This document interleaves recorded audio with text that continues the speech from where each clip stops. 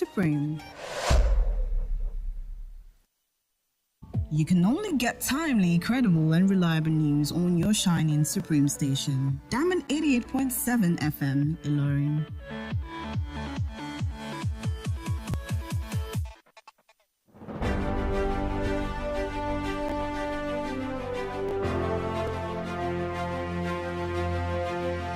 From the news desk of Diamond 88.7 FM, Ilorin, this is News on the Hour. In the headlines,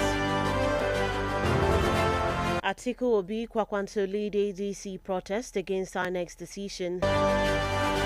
Dangote refinery cuts petrol price to 1,200 naira per litre.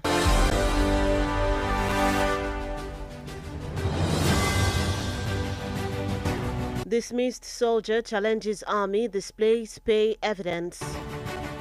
They keep us safe. Governor Abdulrazak rallies support for troops. On the foreign scene, Netanyahu says Lebanon not covered in US-Iran ceasefire. And in sports news, Unity Cup, Super Eagles to face Zimbabwe in opener. Good afternoon and thank you for staying with us on Diamond 88.7 FM Ilorin. This is the news on the hour. I am BISOLA ODUWOLE SULIEMAN. We'll bring you details of the news after this break. Please stay with us.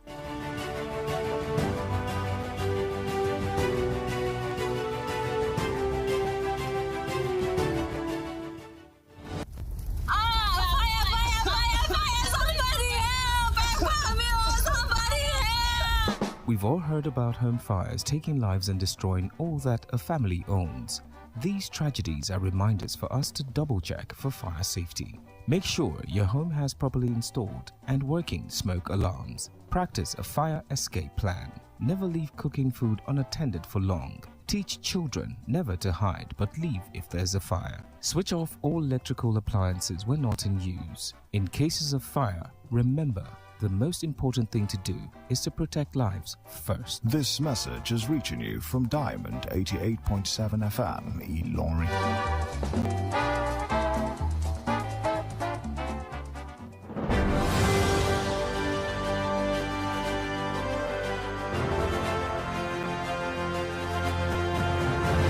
Welcome back from that short break. Please note that you can listen to us via our website www.diamondfm.net or watch us live on Facebook at Diamond 87 FM and YouTube Diamond FM Ilorin. Now the news in detail. Prominent African Democratic Congress ADC figures, including Atiku Abubakar, Peter Obi, Rabiu Kwakwanto, Rotimi Amechi, Aminu Tambuwal and Rauf Aregbesola on Wednesday led a protest in Abuja under the ADC banner. The demonstration tagged Save Our Democracy was aimed at challenging the decision of the Independent National Electoral Commission INEC to delist the party's leadership.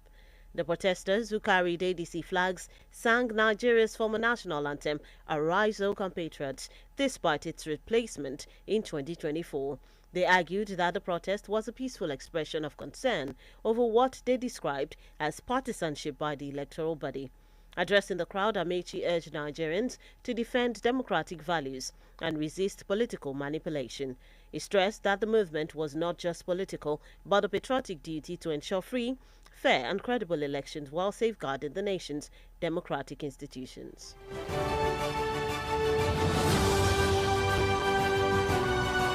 The National Youth Service Corps (NYSC) has released the schedule for its 2026 Batch A Stream 2 orientation course, with activities set to run simultaneously across all 36 states and the Federal Capital Territory. The 21-day program is designed to prepare prospective Corps members for the national service year.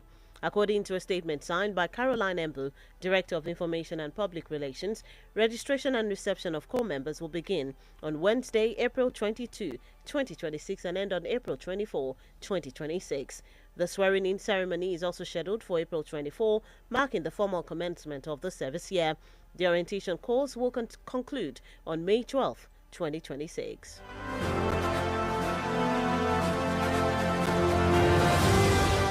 The Dangote Petroleum Refinery and Petrochemicals has reduced the ex-gantry price of premium motor spirit petrol to 1,200 naira per litre, reversing an earlier increase. The decision follows a drop in global crude oil prices amid easing geopolitical tensions. The refinery had previously raised the price to about 1,275 naira per litre, citing rising international oil prices and supply concerns. However, a top official confirmed that the latest adjustment reflects changes in global market conditions and crude benchmarks. According to the official, the price cut was influenced by a decline in crude oil prices after developments in the Middle East reduced supply fears. Still in local news, a dismissed Nigerian soldier, Rotimi Olamilekan, popularly known as Soja Boy, has challenged the Nigerian army to make its payroll public, backing his claims that soldiers' welfare with bank transaction alerts. Olamilekan alleged that troops earn modest wages and are often forced to purchase their own protective gear. The former Lance Corporal made the claims in a video posted on Tuesday, hours after the army dismissed his early allegations as false and misleading. He insisted it was not attempting to tarnish the institution's image, but was committed to presenting facts supported by evidence. In the video, Olamilekan displayed 3 bank alerts he said reflected payments received during his service, including 112,061 naira 59 kobo credited on February 2, 2026, 20,000 naira on February 4, 2026, and 45,000 naira on November 4, 2025. Moving on from that story, the Kwara State Governor Abdurrahman Abdulrazak has called on Nigerians to refrain from sharing sensitive information about military movements, warning that such actions put the lives of security personnel at risk. The governor made the appeal after visiting 3 soldiers receiving treatment for injuries sustained during a recent bandits' ambush. Speaking with journalists after the hospital visit, Abdulrazak said some criminal groups rely on leaked intelligence from informants to carry out attacks on troops. He described the act as sabotage, stressing that security operatives continue to make significant sacrifices to safeguard lives and maintain peace across the country.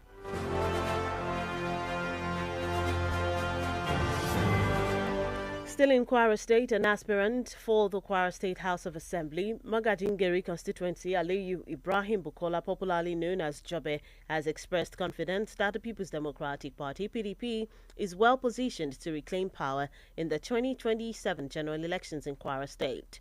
He made this known while speaking with a Diamond FM reporter during the party's post-convention rally held on Monday in Ilorin. The rally, which drew a large crowd of supporters, commenced at the Kwara State Stadium and moved through Ojoba and Equator Market before concluding at Post Office Junction. Jobe also dismissed claims by some opposition parties that the PDP's national convention in Abuja had been nullified by the Independent National Electoral Commission (INEC), describing the reports as false. And lastly, in local news, at least 20 people have been killed in separate attacks by gunmen in Niger State, with scores more reported dead in Kebbi State.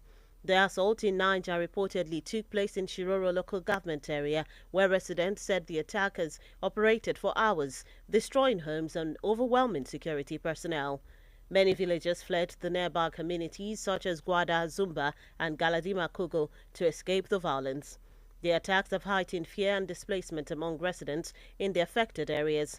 Spokesperson of the Niger State Police Command, Wasiu Abiodun, confirmed that gunmen invaded Bagna and Erina villages on Tuesday. He said 2 community guards and a driver were killed, while others sustained injuries during the attack. And that's it on the local scene. The news on the hour is reaching you from Diamond 88.7 FM Ilorin. We take a short break. When we return, we'll bring you foreign and sports news on the foreign scene. Netanyahu says Lebanon not covered in US-Iran ceasefire. We'll bring you that story after the break. Please stay with us.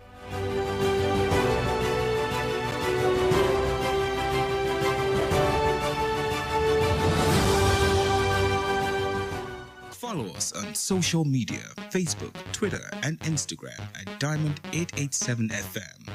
Diamond FM, shining supreme.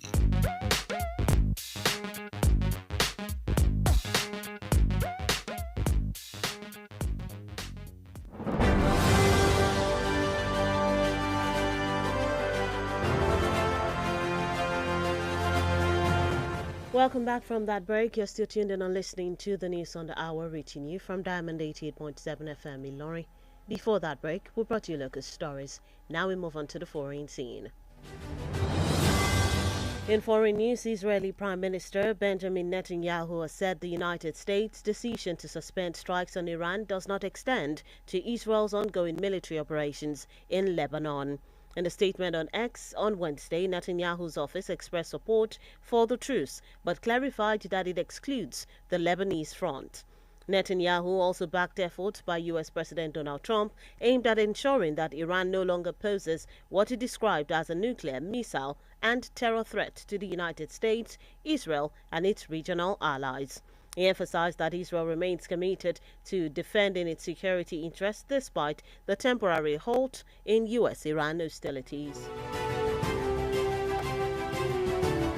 Still in foreign news, the Central African Republic has released the Belgian-Portuguese aid worker Joseph Figueira Martin, who had been serving in a prison sentence for undermining state security. Portugal's foreign ministry confirmed that Figueira left the country on Tuesday and was expected to arrive in Lisbon after more than 22 months in detention.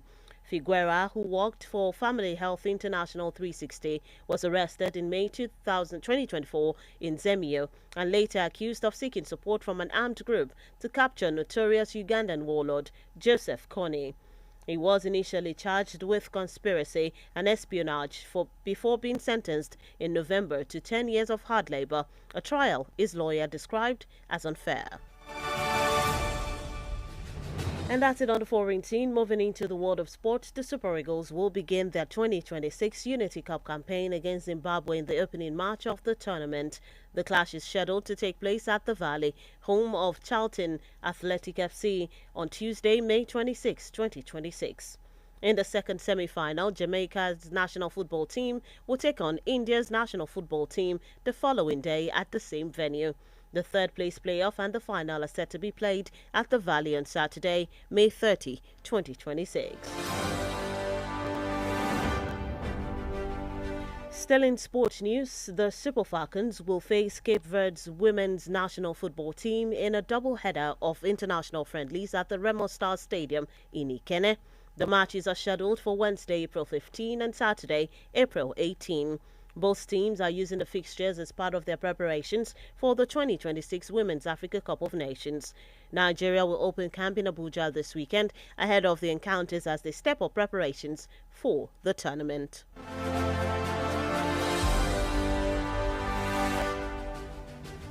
And that's it in the world of sport. With that, we've come to the end of the news on the hour for today. But before we go, here is a recap of the major highlights.